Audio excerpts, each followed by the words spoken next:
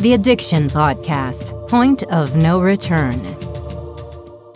Thank you for listening to the interview with Ashleigh Nowakowski. Tough road to hoe. If you are a friend or family, loved one of an addict, you know how this goes. And it's rough. It's very rough. I liked what she said about the guidelines for enabling versus supporting, and something for you to keep in mind if you have a loved one who's addicted. And yeah, so once again, her website is yourchoiceprevention.org. And then her book is called Shadow Child. And her name is Ashleigh, and that's Ashleigh Nowakowski, just like it sounds. So I will put up the cover of the book. You should be seeing it now as I talk.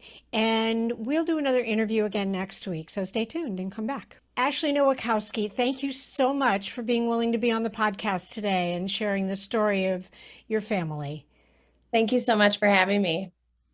So tell us, where did you grow up? What was your family life like? And what led you into this whole unfortunate world of addiction? Sure. I grew up in Wisconsin, central Wisconsin. We lived in the suburbs. I have one sibling, my brother. My parents were divorced. Is he older or younger? Sorry to interrupt. He's younger. He's 3 years younger. Okay. Our parents divorced when we were little, and then my mom got remarried. And we've only really ever known my stepdad. Okay. And how old was your brother when your parents split up? He was 3 and I was 6. Okay, fair enough. So bring us forward with what happened. Sure. So at around 11 years old, we didn't know it at the time. We learned about it later. But at 11 years old, my brother started experimenting with alcohol and smoking cigarettes. And then he progressed to smoking marijuana. Any idea why, Ashleigh? Any idea, any trauma or anything that happened? He's a very outgoing kid, a risk taker. And he told us, after school, before baseball practice, some older siblings of his friends were like, hey, try this. And he's like, sure, yeah, whatever. I'm up for anything. So that's kind of how he started. He was self-conscious too. So it was a way for him to fit in and find some friends. And that's really what started it with him. And then every time somebody would ask him, hey, you want to try this next? He never said no. And yeah. Did you suspect when he started? Did your parents suspect? Were there indicators, you think? It was maybe about a year into his experimentation that we started to notice things. And it wasn't a huge change, but his attitude started changing. And we didn't know, is this a teenage thing or is he using a substance? And, kind of at first, even me and my parents, we were just he's a teenager. They experiment with alcohol, they try cigarettes, he'll grow out of it, but he didn't. And it got to the point where he was addicted to heroin by the age of 17. Oh my gosh. Mm-hmm. Yeah. Wow. That's yeah. Okay. Do you have any idea, was it the group he hung out with that introduced him to more and more drugs? Yeah, I think he fell into that group because they were very accepting of him. And he felt at home. And so it was just always there, always available. And he was just willing to try it. And he did. Wow. So alcohol, pot, other drugs, and heroin. How did you guys find out that he was on heroin? We actually didn't know that he was using heroin until he got into treatment. So there was a 10-year span of him using substances from the time he started till the time he went into treatment. And we knew most of that time that he was using something. We thought it was just prescription pills. And this was before heroin was really on people's radar. So we had no idea. And so when he got into treatment, and that's a story I could talk about in a minute, he told us he was using heroin and we were completely shocked. He never injected, so there was no marks or anything. But we had no idea that he was using it at all. Okay. So how was he using it? He Forgive was me. snorting it. Snorting it. Okay, that was what I figured. So tell us about treatment. How did that happen? How did that come about? So in his 10-year span of using substances, my parents tried everything. They tried counseling, they tried treatment, they tried everything to get him to stop. And eventually my mom said, you know what? I am loving my son to death. I can't do this anymore. He was 21 at the time. And so my parents decided to kick him out of the house and they said, we are done. Please don't come back. This is your life. You need to figure it out. So about 2 weeks after they did that, they gave him a call and they said, all right, you've been on the streets for 2 weeks. Like, here's your options. Either you go to treatment and we'll support you, or you can continue using substances and you're not part of this family. And so he did enter treatment. At first, he will say it was just to get back into their house. But once he started to get sober and find fun and friends, he enjoyed it. And he was sober for 10 years. Okay. Mm-hmm. So that was from age 21 to 31. Yep. Okay. Yep. Yeah. So what happened then? Do you guys know? Well, when he got sober, my family decided to start a nonprofit, and really with the goal to provide prevention education, because we felt we didn't really know what to look for. We didn't know what was out there, and we didn't know where to go for help. So we started our nonprofit, Your Choice. And for 10 years, we stood on stage and shared our family story. We worked with families to get their loved one help. And sorry to interrupt you. Was he part of that? Yeah, he was 100% a part of it. Yep. Okay. So that's what we did. We kind of like rebuilt our relationship. And then one day we were driving home. My mom and I were speaking at a conference, and we were driving home and we got a call from his wife that he was drunk. And we were like, what? Like, we had no idea that he started drinking alcohol again. And that happened 2 years ago. And it kind of blindsided us because we've been so close. We spent so much time with him. And then, we went right back into the mode we were in when he was a teenager. Yep. And people will say, oh, it's just alcohol. At least he wasn't using heroin, but it wasn't any different for him. The patterns came right back. Yeah. And it's been a difficult past 2 years. I can imagine that. Did he have kids? Yes, he does. How old are they? One is just turned 12 and one is 3. Okay. Mm-hmm. So you guys don't know whether he's using something beyond that. You're not really in touch with him, right? No, I'm not. Because when I found out that he was drinking, his son's mother, so his son has a different mother than his daughter. Okay. I told her because I'm like, I love my nephew and I can't let him be picking him up if he's under the influence. So that really drove him away from me, which is fine. So we haven't, but throughout the past 2 years, we've been trying to help in every way we can, whether it's reaching out to him and saying, hey, we love you. We want you to get better.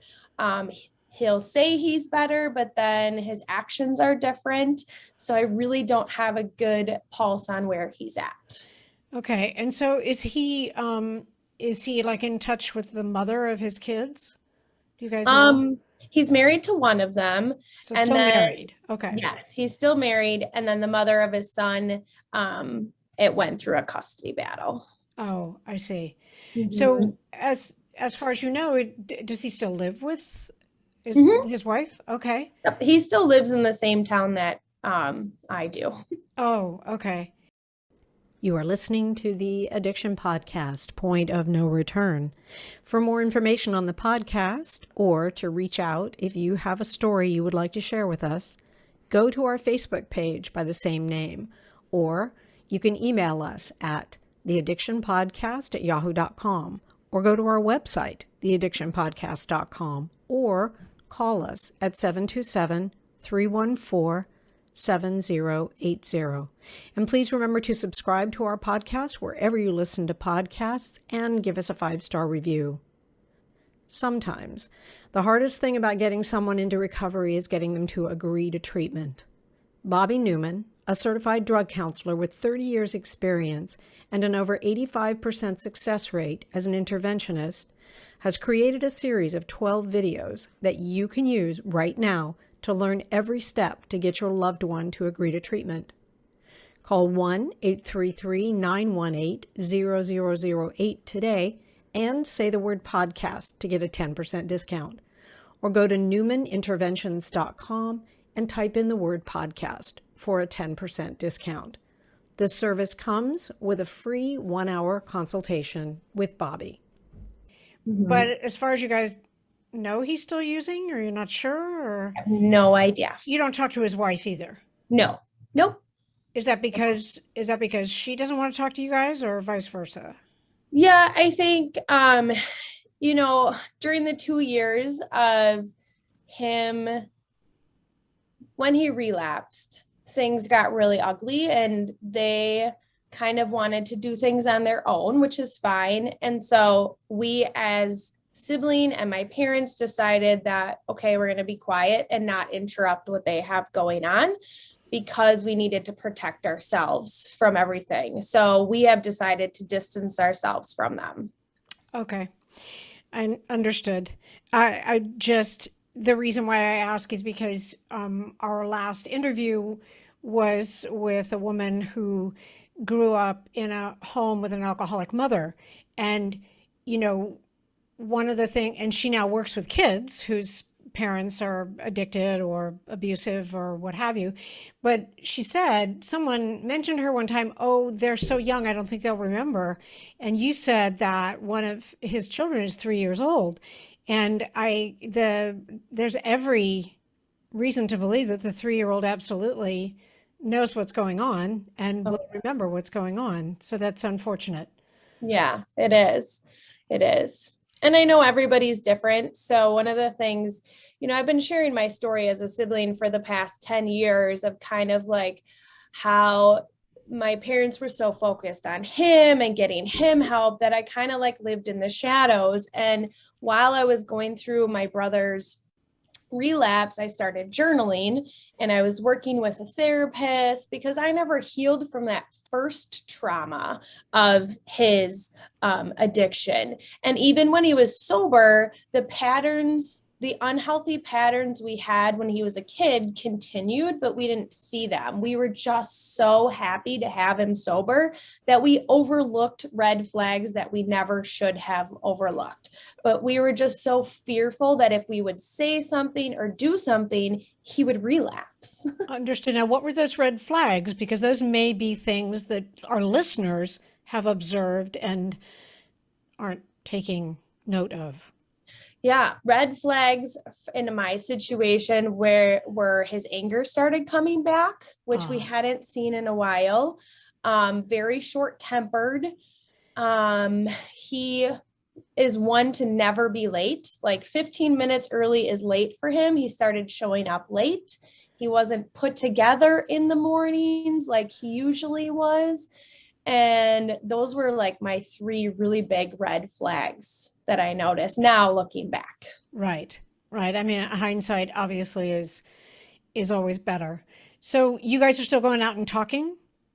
Yeah. So when he relapsed, my mom and I, because my mom works with me, we were like, what do we do? Do we close up shop? Like, we've been doing this for so long. We have full calendars. And we decided, no, like, we've been sharing our story and been honest for the past 10 years. There's no reason to stop doing what we've been doing. So we continue to educate parents, and relapse is part of addiction. It's normal. Now we just have a little different story than before. And my mom and I have both worked really hard on healing ourselves and learning that it is okay to be happy, even if your loved one is not in your life. And I think that was like one of our biggest struggles for us, was just, as long as he's sober and good, then we're good. But we weren't good because we were still walking on eggshells. Right. So let me ask you this, since you and your mom go around and talk, what is some of the advice that you give to the people that you talk to? Well, one is, everybody says that will never happen to my child. And obviously it can happen to anybody. The other piece of advice is we have to know the difference between enabling and supporting. And it's not like a huge, like there's no dividing line. It can be a little different for everybody. But for us, if you look at what you're doing for your loved one and you find that it's affecting your life, then, or is it helping them move forward in their life? And if the answer is no, then it's enabling. So if I give him money and he decides to use it on something else, that's not helping him. Right. So that we learned. And we also advocate for taking care of yourself. We think like they'll go get help, they'll get therapy, they'll come back and everything will be fine. But that doesn't happen. So as a parent, get therapy. As a sibling, get therapy, and really work on yourself, because if you're not healthy, you can't help them. I think that's great advice. I think that's huge. Well, I, for one, sincerely hope that he does get clean and sober again, because that's what this podcast is all about. I want to thank you for sharing today. Give us the website and how people can contact you if they wanted you and your mom. I'm assuming you stay in a certain geographic area. Well, with webinars, we're able to do a lot through Zoom. But we do travel out of state too. But our organization's website is yourchoiceprevention.org, where you can find a whole bunch of resources. And then I just published a book this year called The Shadow Child. Okay. And the first part of my book is my story. So from beginning to end, or to where I am now. And then the second part, I dedicated, it's a mini toolbox. So for those who are living in this space, there's tools on how to set boundaries, ambiguous loss, and all kinds of things that people can reference and maybe help them in their struggles as well. Awesome. Give the website again. And is your book available on Amazon? Yes. Okay, good. So give me both so that they get it. Sure. The website is yourchoiceprevention.org. And my book is called The Shadow Child, Living with a Sibling's Addiction. And you can find that on Amazon. I think that's awesome. And I'm so glad that you guys are focusing on prevention and education, because that, to my mind, is really the only way we're going to make significant headway in this pandemic. Yes, we need treatment. Yes, we need law enforcement for the bad guys who bring the drugs into the country. But I think that what's really going to make the difference is education and prevention. I agree. Yep. I agree. Thank you so much for being on the podcast. Really, really appreciate it. Thanks so much for having me.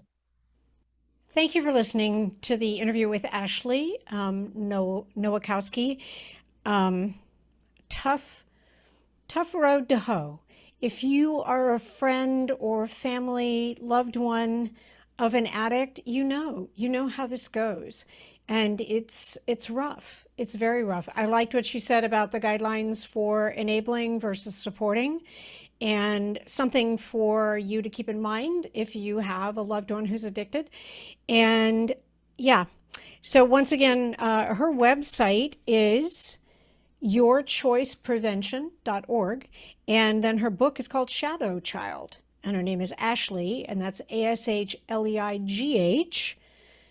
Nowakowski, just like it sounds. So I will put up the cover of the book. You should be seeing it now as I talk. And we'll do another interview again next week. So stay tuned and come back. You have been listening to the Addiction Podcast, Point of No Return. For more information, reach out to us on Facebook or go to www.theaddictionpodcast.com. Our email is theaddictionpodcast@yahoo.com.